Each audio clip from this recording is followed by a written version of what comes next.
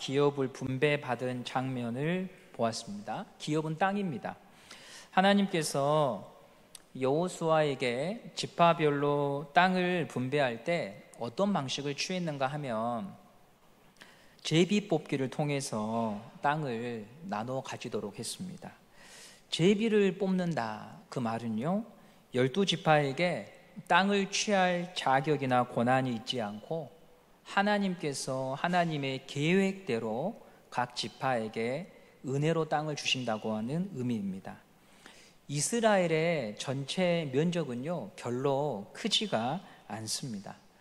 지도를 잠깐 보시면 한국 면적과 이스라엘 면적을 비교한 지도인데요, 저 파란색이 이스라엘 면적이에요. 5분의 1 정도밖에 되지가 않습니다. 이런 작은 땅에 사막이 있기도 하고 물이 있기도 하고 초원이 있습니다.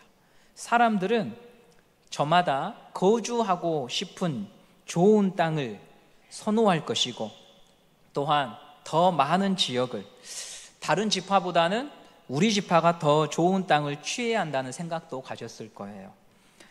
저희 교회가 성도들의 경조사 후에 떡을 나눠드리곤 합니다. 간혹 이 떡을 나눠주신 분들이 곤혹스러운 일들을 겪기도 해요. 왜냐하면 나가시다가 한 개만 더 주시오잉, 내가 안 먹고 그 줄라고 이렇게 하시고 한 개, 두 개, 세 개 이렇게 요청하신 분들이 많습니다.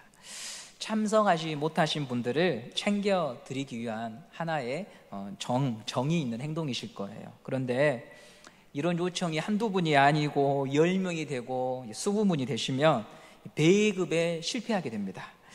그렇다고 해서 매몰차게 안 됩니다! 한 명당 한 개입니다! 이렇게 또 할 수도 없어요. 연세 드신 분들이 달라고 하시는데. 배급의 실패는 엄청난 파장을 몰고 오거든요. 그래서 떡을 나눠주시는 분들의 참 마음이요, 힘들어요. 떡 하나를 나누는 것도 이렇게 쉽지 않은데 평생토록 기업이 될 땅을 분배한다, 얼마나 많이 긴장되고 중요한 문제였겠습니까? 그런데 하나님은 제비 뽑기를 통하여서 하나님의 뜻대로 모든 것들이 진행됨을 보여주셨죠.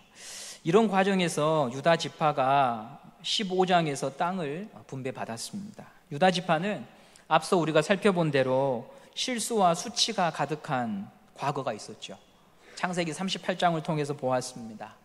며느리와 사이에서 자녀를 갖게 되고 그 며느리의 이름이 다말이었죠. 임신을 하게 되고요, 결국 쌍둥이를 낳게 됩니다. 자녀의 이름은 베레스와 세라인데요, 예수님의 혈통이 바로 여기서 흘러갑니다. 베레스를 통해서 예수님의 족보가 흘러갑니다. 이런 부분들은요, 우리가 성경을 읽어갈 때 놀라운 부분이에요. 만일 기독교가 이스라엘 사람들이 조작하거나 어떤 누군가가 창작한, 설계한 종교라고 한다면 38장과 같은 기사는요, 아주 삭제되고 누구도 접근할 수 없도록 해야 됩니다. 북한에서 김일성 가문에 대한 역사를 편찬할 때 김일성 할머니, 증조, 고조모 가운데에, 할아버지 가운데에 이런 수치스러운 이야기가 실제로 있었다고 하면 어떻게 할까요? 입만 뻥긋해도 3대가 평생 정치 수용소에 갇혀서 죽게 될 거예요. 신성한 가족, 보통 사람들과는 다른 백두혈통, 하늘이 점지한 가문이라고 하는 것을 온 인민들에게 홍보하고 세뇌시켜야 되는데 어찌 이런 수치스러운 역사를 남겨둘 수 있겠습니까? 오늘도 검색을 해보니까 지금 현재 북조선의 리더인 김정은은 3살 때 권총을 쏘고 3살 때 운전을 하고 이렇게 교과서에서 가르치더라고요. 문제가 많아요, 학생이. 3살 때는 그런 걸 하면 안 되죠. 솔방울로 수류탄을 만들고 이런 이야기들이 교과서에 실려 있는 거예요. 그런데 성경은 성령에 감동된 저자들이 있는 그대로의 사실을 기록해 놓았습니다. 예수님의 족보에 며느리 다말의 이름을 기록해 놓았습니다. 조작하지 않고 정확하게 기록해 놓은 것입니다. 이는 성경이 조작된 책이 아님을 보여주는 중요한 증거이지요. 예수님은 이처럼 탐욕과 죄가 가득한 인간의 혈통 속에 들어오셨습니다. 그래서요, 저와 여러분의 처지를 잘 아십니다. 죄가 파괴한 세상과 우리의 형편과 한계 상황을 경험하셨기에 우리를 잘 아십니다. 히브리서 4장 15절 말씀을 함께 보도록 하겠습니다. 시작. 우리에게 있는 대제사장은 우리 연약함을 체휼하지 아니하는 자가 아니요 모든 일에 우리와 한결같이 시험을 받은 자로되 죄는 없으시니라. 예수님은 우리를 체휼하신다. 체휼이란 말은 함께 고통을 경험한다는 의미입니다. 우리 어머님들이 딸 시집 보내고 난 후에 그 딸이 아이를 갖고 출산한다라고 하는 말을 들으면 기쁘기도 하지만 마음이 애잔하잖아요. 출산의 힘겨움을 알기 때문에. 그게 바로 체휼이죠. 예전에 대통령 청문회 할 때 버스 요금이 얼마예요? 물었더니 엇나간 대답을 했던 후보자가 있었습니다. 평생 버스 탈 일이 없으니까 살아온 형편이 다르기 때문에 신경 쓰지 않으면 잘 모를 수도 있겠죠. 같은 시대를 살고 있음에도 잘 몰라요. 그러나 우리 주님은 체휼하시는 분이다. 나의 처지와 상황에까지 들어오셔서 공감해 주시고 위로해 주시는 분이시다. 그래서 우리가 오늘도 예수의 이름을 부르고요, 그분의 날개 아래로 모인 것 아니겠습니까? 오늘 이 시간 우리의 형편과 상황을 아시는 그 예수님을 만나는 복된 시간이 되시기를 간절히 바랍니다. 오늘 함께 보실 본문이 16장과 17장인데요 두 장을 함께 묶어서 보는 이유는 한 지파를 두 장이 다루고 있거든요. 바로 요셉 지파입니다. 우리 16장 1절 말씀을 함께 보도록 하겠습니다. 시작. 요셉 자손이 제비 뽑은 것은 여리고샘 동쪽 곧 여리고 곁 요단으로부터 광야로 들어가 여리고로부터 베델 산지로 올라가고.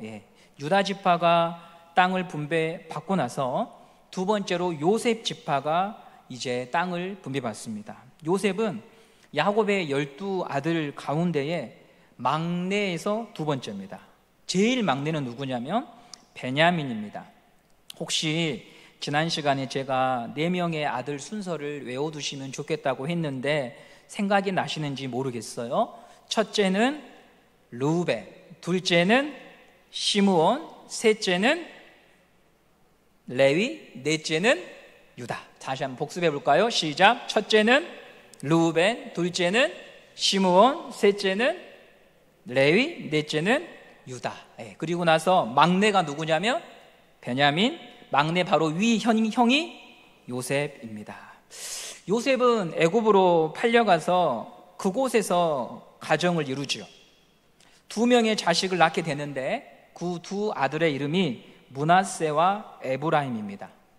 므낫세와 에브라임, 이 요셉의 아들 2명이 12지파의 이제 족장이 되는 거죠. 지파장이 되는 것이죠. 그래서 오늘 이 16장과 17장을 보시면 16장에서는 에브라임의 땅이 소개가 되고 17장에서는 므낫세 지파의 땅이 소개가 됩니다. 다만 분배를 받을 때에는 요셉 지파를 이렇게 하나로 뭉퉁그려서 제비를 뽑아서 그 안에서 에브라임과 므낫세가 땅을 나누게 되는 것이죠. 요셉은 성도들이 대단히 사랑하는 인물입니다. 오늘도 저희 교회에 요셉 성함을 가지신 분이 와 계시는데요. 예. 예. 머릿속으로 우리가 성경 인물들을 한번 상상하고 그려보면 요셉이라고 하는 인물은 대체적으로요, 스마트하고 깔끔하고 친절한 그런 이미지예요. 성경도 이런 생각을 지지하는데 지난 시간에 요셉 이야기와 유다 이야기가 앞뒤로 펼쳐진다는 말씀을 드렸어요. 37장에 창세기 37장에 요셉이 등장하고 38장에 유다가 등장하고 39장에 다시 요셉이 나타나는데요, 39장은 애굽으로 팔려갔을 때의 이야기입니다. 요셉의 외모에 대해서 이렇게 성경에 기록하는데요, 39장 6절 말씀을 함께 보도록 하겠습니다. 시작. 주인이 그의 소유를 다 요셉의 손에 위탁하고 자기가 먹는 음식 외에는 간섭하지 아니하였더라. 요셉은 용모가 빼어나고 아름다웠더라 라고 창세기에 기록이 되어 있습니다. 6절인데 9절이 격해져 있네요. 남자에게 아름답다는 표현을 쓸 정도로 외모가 곱상하고 부드러웠던 사람이 요셉이었습니다. 그러면서 체격도 좋았어요. 노예지만 빛이 난 거죠. 요셉 하면 떠오르는 것이 두 가지 정도 되는데요. 꿈을 꾼 요셉이라고 하는 타이틀과 총리로서의 요셉, 이 두 가지가 성경을 읽는 성도들의 마음을 많이들 차지합니다.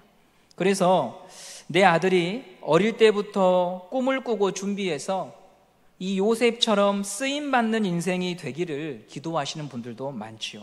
그러나 성경을 꼼꼼히 읽다 보면요, 우리의 바램과는 좀 다른 부분들이 있다는 것을 알게 됩니다. 먼저 요셉은 꿈을 꾼 것은 맞지만 요셉이 꾼 게 아니라 하나님이 꾸게 하신 거였어요.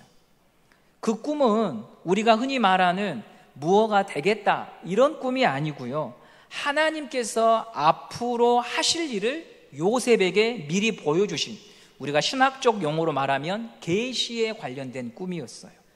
창세기 37장 9절 말씀을 함께 보도록 하겠습니다. 시작. 요셉이 다시 꿈을 꾸고 그의 형들에게 말하여 이르되 내가 또 꿈을 꾼즉 해와 달과 11별이 내게 절하더이다 하니라. 이 꿈은 형제들과 아버지와 어머니가 요셉 앞에서 다 절을 하고 요셉을 높이게 될 것을 보여주는 꿈이었죠. 이런 꿈을 2번 꾼 거예요. 그런데 이 꿈도 요셉이 마음에 간직하면서 하나님이 꾸게 하셨으니까 꼭 이루어질 거야, 이런 태도로 살아온 게 아닙니다. 고생하다 보면은요 다 잊어요. 종살이하고 옥살이 하면은요 마음에 가졌던 희망들이 사라져요. 그럼 언제 요셉이 이 꿈을 기억하느냐? 총리가 된 후에 형들을 다시 만나게 되었을 때, 형들은 동생 요셉인 줄 모르고 애굽의 총리이기 때문에 예를 갖추어 엎드리죠. 이 장면을 보고 이거 내가 17살에 하나님께서 나에게 보여주셨던 꿈이었잖아, 그때 생각을 하죠. 42장 창세기 42장 9절 말씀을 함께 보도록 하겠습니다. 시작. 요셉이 그들에게 대하여 꾼 꿈을 생각하고 그들에게 이르되 너희는 정탐꾼들이라 이 나라의 틈을 엿보려고 왔느냐. 이때의 꿈을 다시 기억한 거지. 17살부터 할렐루야 아멘 하나님이 이루어 주실 것을 믿습니다 하며 살아온 적이 없어요. 요셉도 우리처럼 은혜로운 말씀을 아멘으로 받았다가 고통스러운 현실과 척박한 인생 속에서요 그걸 잊고 살았던 거죠. 그럼 중요한 건 뭐냐? 그 꿈을 꾸게 하신 하나님은 이 사실을 잊지 않고, 요셉이 그것을 기억하지 못한다고 할지라도 하나님은 성실하게 한 사람의 인생을 향하여서 일하고 계셨다는 거죠. 꿈을 꾸게 하신 하나님이 잊지 않으시고 요셉을 불러주신 그 하나님께서 그의 삶 속에서 하나하나 성취를 하셨다는 거예요. 여기에 초점이 있는 거죠. 기독교는요 신본주의예요. 하나님을 근본에 놓고 하나님을 강조하죠. 안개처럼 현실이 막막해도 우리가 소망의 근거를 놓지 않는 이유는 하나님은 이루시고 성취하시는 분이기 때문에 우리는 오늘도 주님, 제가 주님 때문에 다시 일어나고, 제가 주님 때문에 할렐루야를 말하고, 제가 주님 때문에 오늘을 살아간다고 고백하는 것입니다. 그러므로 우리가 자녀들을 향해서 태양아 꿈을 꿔라 그렇게 말은 할 수 있지만, 요셉을 대입해서 적용하는 것은 우리가 성경을 깊이 보게 되면 좀 무리가 있는 해석이라는 것을 알게 됩니다. 두 번째로 요셉은 총리가 되었습니다. 아주 사회적으로 위치 있는 직책에 앉았어요. 여기서 그런데 질문을 해야 돼요. 우리가요 고난을 당하면 이런 질문을 하죠. 하나님 왜 하필 저입니까? 라고 질문을 해요. 그런데 우리가 뭔가 큰 기회를 얻고 큰 돈이 될 만한 것을 얻으면은요, 하나님 왜 하필 저입니까? 라고 말하지 않아요. 거기에도 분명히 목적이 있을 텐데, 하나님은 요셉을 왜 그런 직위에 올려놓은 걸까요? 제가 제 아들 태양이와 주한이가 이 땅에서 잘 살기를 기도한다고 하면, 도대체 태양이와 주한이는 왜 이 땅에서 잘 살라고 하나님 앞에 기도해야 될까요? 우리가 이 질문을 하면서 자녀에 대해서 기도를 해야 됩니다. 그렇지 않으면 우리가 보고 있는 이 성경은 위인전이 될 수 있고 자기 개발서처럼 읽혀지게 될 거예요. 성경은 그런 책이 아니라는 거 우리가 다 잘 알잖아요. 성경은 위대한 인물이 되는 것에 크게 관심이 있는 것은 아닙니다.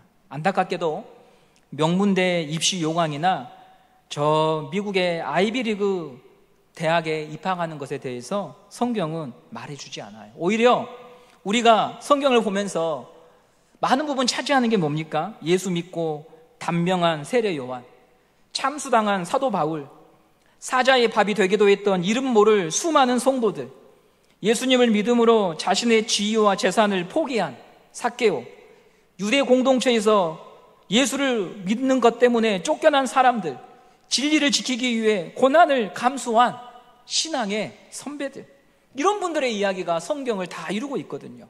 그런데 복음이 오염되면 항상 세속의 욕망을 위한 미천으로 성경이 사용되기에 우리가 경각심을 가져야 합니다. 하나님은 왜 요셉을 총리에 앉히셨는가? 그림을 한 가지 보면서 말씀을 드리겠습니다. 몇 번 말씀드린 대로 창세기 37장과 창세기 39장 사이에 유다의 이야기가, 유다의 수치가 기록이 되어 있습니다. 우리가 눈여겨볼 것은 이 38장입니다. 왜 창세기 저자는 요셉의 이야기를 쭉 진행시키지 않고 저 안에 유다를 넣어둔 것일까? 의도가 있는 거예요. 요셉은 노년에 형제들을 모아놓고 자기 인생을 다 회고하면서 이런 고백을 하게 되는데요. 창세기 50장 20절 말씀을 함께 보도록 하겠습니다. 50장 20절입니다. 시작. 당신들은 나를 해하려 하였으나 하나님은 그것을 선으로 바꾸사 오늘과 같이 많은 백성의 생명을 구원하게 하시려 하셨나니. 요셉은 미움받았지요. 팔려갑니다. 보디발의 아내로 인해서 누명을 씁니다. 감옥에서 도움을 주었던 술 맡은 관원장이 추록되면 요셉 기억하고 힘을 써주겠다고 했는데 잊어버렸습니다. 그러다가 우연히 바로의 꿈을 해석한 것으로 출세합니다. 이 모든 일을 하신 분이 하나님이셨구나. 그리고 한 가지를 깨닫지요. 왜 하나님이 이런 스토리로 나를 인도하셨을까? 그건 바로 당신들의 생명을 구원하기 위해서 하나님이 이 모든 퍼즐을 맞춰갔다는 거죠. 좀 더 단순하게 말씀드리면 메시아의 씨를 보존하신 거죠. 예수님께서 12지파 가운데 유다지파의 후손으로 오셨잖아요. 그 유다지파를 보존하기 위한 하나님의 계획이 숨겨져 있는 거예요. 좀 전에 보여드렸던 37장, 38장, 39장을 떠올려 보세요. 요셉이 유다를 품고 있습니다. 요셉의 삶은 목적이 있었던 하나님의 계획이지 요셉 혼자서 고난을 이겨서 잘 먹고 잘 살고 출세했다고 하는 이야기가 아니라는 거예요. 그런데 교회가 세속화되면 예수와 무관한 요셉 이야기가 계속해서 전달되고 거기에 부모들과 교인들이 감동하는 거예요. 그렇게 되면 성경을 왜곡하게 됩니다. 본질을 놓치게 됩니다. 하나님은 예수 그리스도를 통한 인류의 구원을 위하여 요셉을 사용하신 거예요. 만일 출세하고 유명한 자가 되기 위해서 하나님이 요셉을 부르셨다면 우리는 한 가지 바로 질문을 하게 됩니다. 그럴 거면 차라리 왕을 시키시지. 애굽에서 제일 가는 권력자는 바로 왕이거든요. 요셉이 아무리 출중한 실력을 가졌어도 바로보다 높지는 못해요. 기왕 임명하실 거면 왕이 더 폼이 납니다. 그러나 총리로 세우지요. 그리고 바로가 할 수 없는 일을 요셉이 실행합니다. 나라에 불어닥칠 흉년을 대비해서 애굽과 인근 사람들을 구원할 수 있도록 양식을 모으고 이것을 통하여서 아버지와 형들의 목숨을 다 지켜냅니다. 당시 문명의 중심지인 애굽으로 모든 가족을 이주시켜서 요셉의 보호 속에 12지파가 번성하게 되는 일이 일어나죠. 이 일을 위해 하나님께서 요셉을 총리로 세웠던 것이지 총리 자체의 무게가 있는 것이 아닙니다.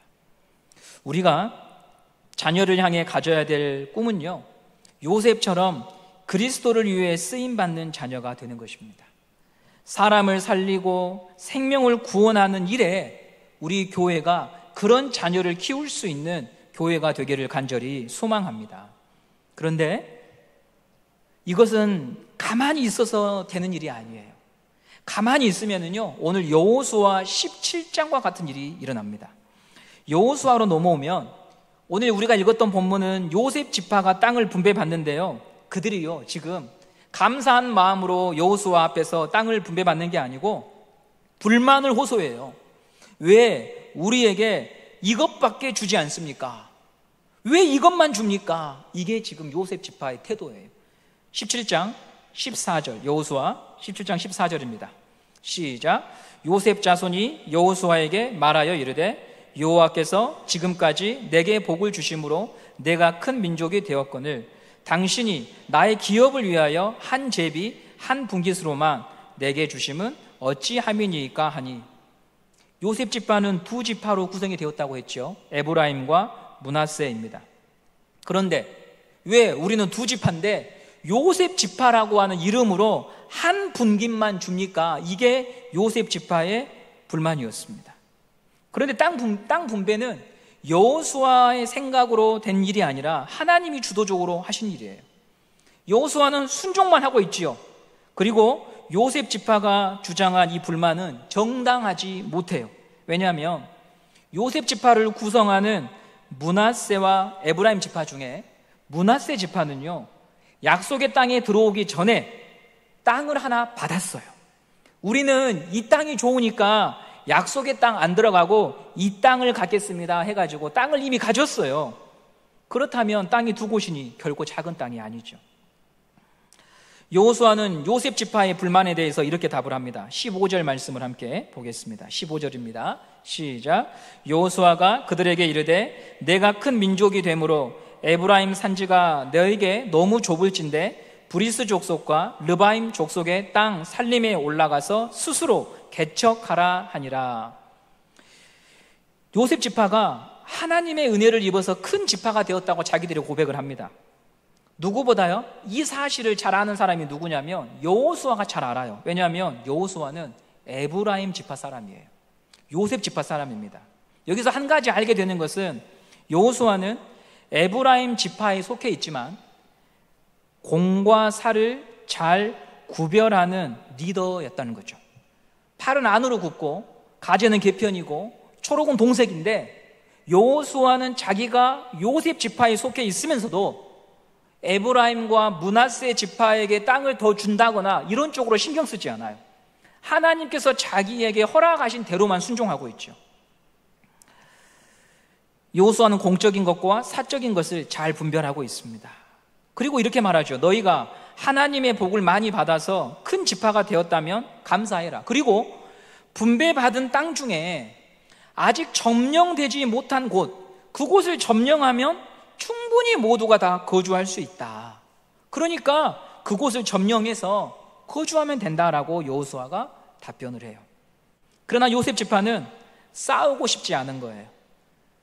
이미 점령된 땅을 더 달라고 욕심을 부리고 있는 거죠.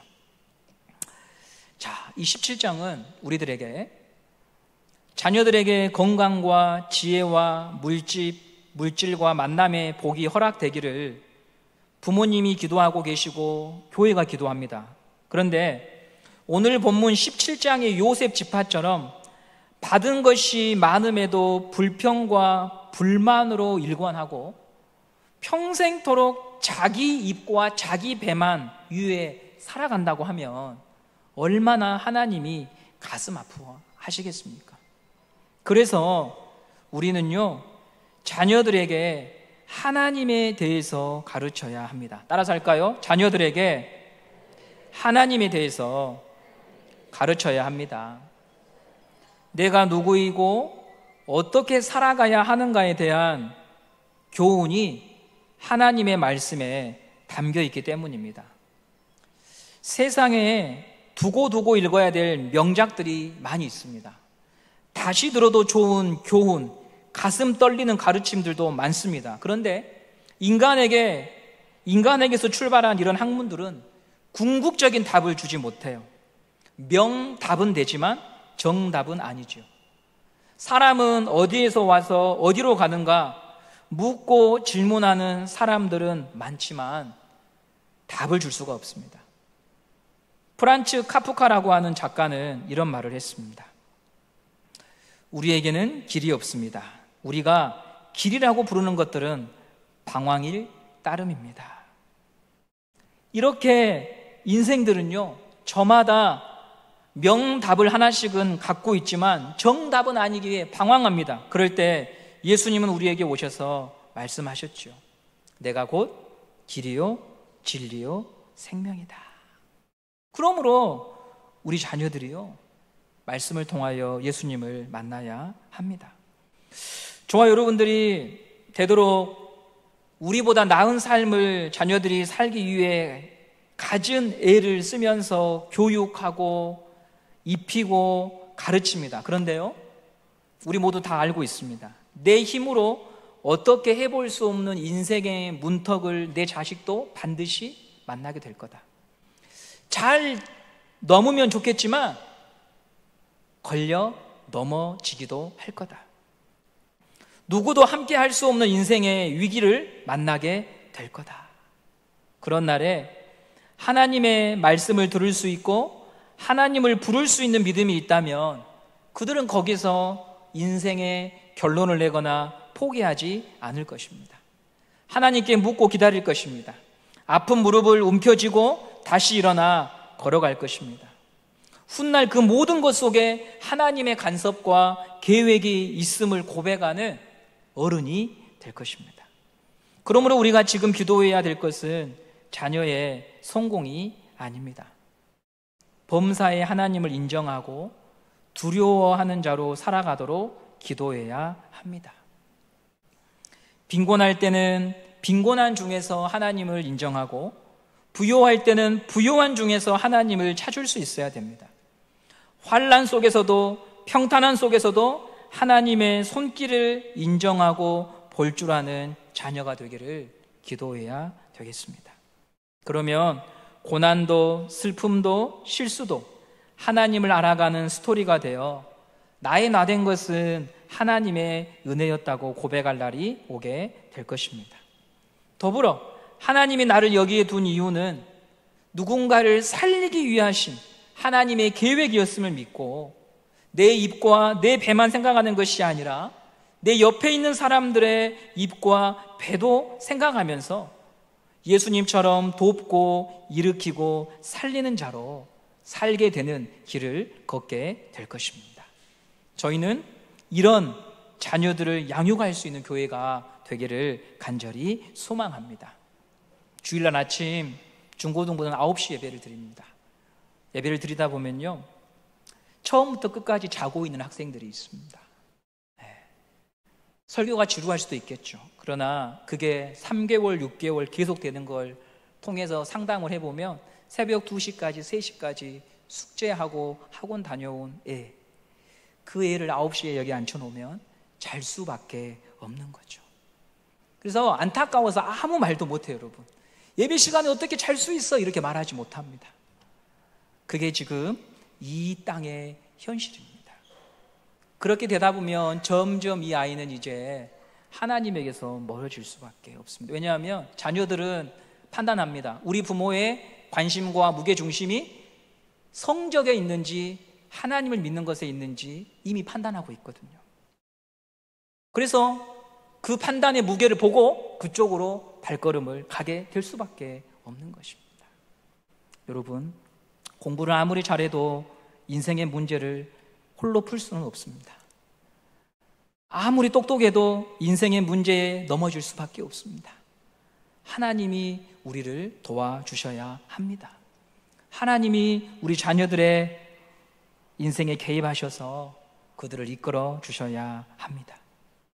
잠언 3장 6절 말씀 함께 읽고 우리 마치도록 하겠습니다. 시작. 너는 범사에 그를 인정하라. 그리하면 내 길을 지도하시리라. 아멘. 이런 자녀들이 우리 교회를 통하여서 한 명 한 명 더 많아지는 그런 은성교회 되기를 간절히 소망합니다. 그리고 저는 전도사 때 15년 전에 이 교회에서 교육부 사역을 했기 때문에 신앙의 대가 끊겨져 있는 가정들이 있다는 것을 많이 봅니다. 1년, 2년은 신앙의 양심 속에서 고통을 받았지만 3년, 4년, 5년 무디어진 분들도 계실 수 있습니다. 간곡하게 여러분에게 말씀을 드립니다. 그 자녀는 내 자녀가 아니라 하나님의 자녀이고 하나님께서 그들을 끝까지 품고 하나님의 사람으로 양육하라고 우리들에게 보내주신 줄 믿습니다. 그러므로 성도 여러분, 포기하지 마시고 그 자녀를 하나님 앞에서 다시 품고 기도하며 예수 믿는 인생이 될 수 있도록 우리 함께 애쓰고 손잡고 우리 자녀들을 양육할 수 있는 교회가 되기를 간절히 소망합니다.